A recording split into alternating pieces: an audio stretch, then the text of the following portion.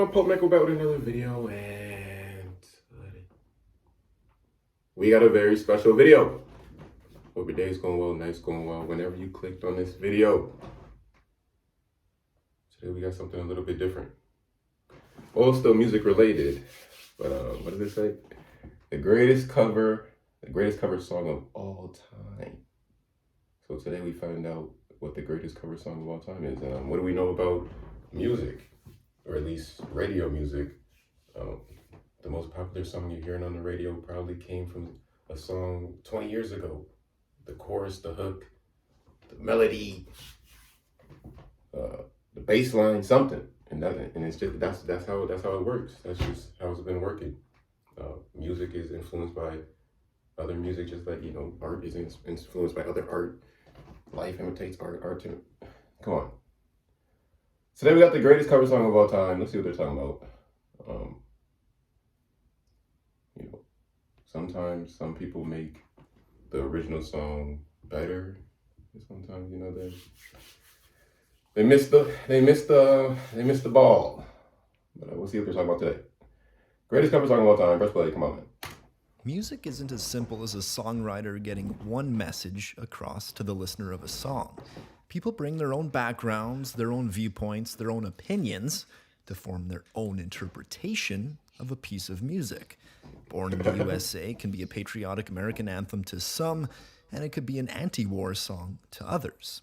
But rarely does it become so obvious where two versions of the same song can have entire different meanings. In 1994, Trent Reznor produced a deeply dark and disturbing piece of music that reflected his mindset at that time. It was a bleak look into the psyche of a young man desperately struggling with identity, drug addiction, and depression. A few years later came a cover of the song, but it wasn't another young up-and-coming rock band with their own version. It was a man near the end of his life, a man who had largely faded from being the country music icon he once was.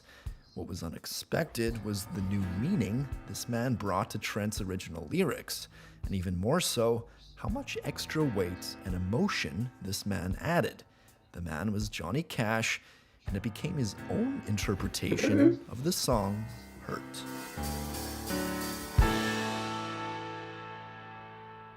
Johnny Cash. By the early 90s, Johnny Cash had fallen from grace. He spent much of the 1980s increasingly marginalized, chasing trends instead of setting them, and ultimately, Columbia, his record label of 25 years, dropped him. At the same time, he was recovering from a drug addiction relapse, and health problems started creeping in. Johnny's future in the music business was looking bleak. It was after a show in 1992 where Johnny was approached by a young and hot record producer with an idea to help revitalize his career. Def Jam Records co-founder Rick Rubin was at that show and saw a still vital artist who didn't deserve an early sunset. Rubin offered to sign him, but Johnny was cynical at this point. Why would Johnny sign with this rap rock producer? Well, Rick had an idea. And he said, what I would do is let you sit down before a microphone with your guitar and sing every song you want to record. And I said, you're talking about a dream I had a long time ago. What came of the relationship was the spark that led to a set of 4 albums throughout the 90s and early 2000s, known as the American Recordings. They were all critically acclaimed and gave Johnny relevance to a new, younger generation. Johnny's wish to record any song he wanted meant that he did a lot of covers, and by the early 2000s, him and Rick had developed a method in which they decided together which ones they would end up recording. I would send him like CD of 20 songs or 25 songs. I had Hurt on one of the ones that I sent him, and he didn't respond. And usually if he didn't respond, we didn't go back to it, And that one, I remember I sent it again and I put it first on the next CD. When he listened to the CD again, he didn't respond. I said, check out that first song, and I really feel like that one could be good. That song Rick was so insistent on was from Nine Inch Nails. It was their hit from 1994, Hurt. In the early 90s, Trent Reznor rented out a Los Angeles house to write and record a new album. It was the famous house where Sharon Tate and her friends were murdered by the Manson family in the 60s. Reznor was not in a good spot emotionally. He was struggling with his newfound fame and his sense of identity. To cope with his depression, he wrote a brutal depiction of self-loathing and emotional numbness that begins, Hurt myself today to see if I still feel. Reznor later called the song a Valentine to the Sufferer. He sings the verses quiet and intimately, followed by the chorus where it feels like Trent's releasing all the pain he feels inside of him. The bleak chorus was a reflection of how Trent valued his self-worth at the time and his deep loneliness. I've always had a sadness and a sense of abandonment, I think, haunting me, and never feeling like I fit in anywhere, always feeling like an outsider. It's not rational, it just happens often. When Trent was later approached with the idea of Johnny Cash covering the song, he was understandably unsure. Not only was Hurt an extremely vulnerable peek into his insecurities, but having an old country music singer doing it might feel gimmicky. Ultimately, Like Trent country was music. still flattered a man of Johnny's stature would do it, so he gave the go-ahead. Johnny's version was more bare bones. Acoustic guitar with tasteful touches of organ and piano allowed Johnny's aged and weathered voice to cut through. But it's clear that age didn't take anything away from Johnny's greatness. His weakened voice allowed him to convey emotion in a deeper way, and you believe the wisdom he's espousing. When you're 20 years old talking about regret, it's heartbreaking, but it's heartbreaking in a different way because you have your whole life to figure it out. When you're looking back over your life at the end of your life with regret, it's brutal. By the end, Johnny's vocal becomes distorted as you feel him get louder and more passionate about regret. His weakened voice becomes shaky. If I could start again, a million miles away. What changed the meaning of Hurt and what would lift it to a whole other level was the music video. Directed by Mark Romanek, it unfolded like a mini biography, blending archival footage, home movies, and a performance as strong as the song itself. Aware that he had little time to shoot the video, Mark flew to Tennessee to meet Johnny and found the perfect location, a decaying museum built in Johnny's honor, the House of Cash Museum. In it, Mark uncovered stacks of old footage. A light bulb went off when one of the first reels he watched showed a young Johnny riding a train. There was something about the footage of Johnny as a young, vibrant man, cut to him near the end of his life in a weathered old museum, that was powerful. It really upset me, and it really affected me, and I thought it was beautiful, but it was so unlike any video I'd seen before, and so extreme, that it really took my breath away, and not in a good way. I didn't know how to handle it.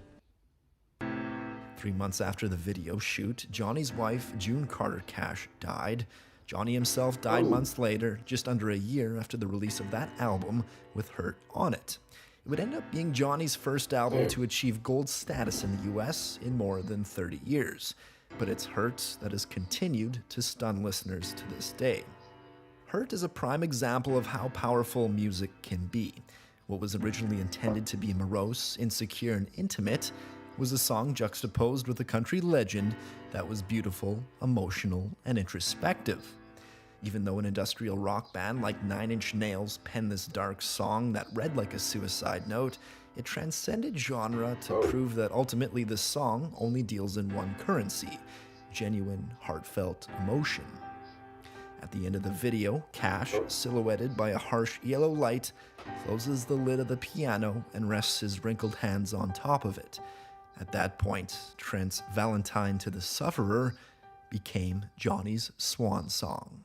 What I wasn't prepared for was what I saw, and it really then wasn't my song anymore,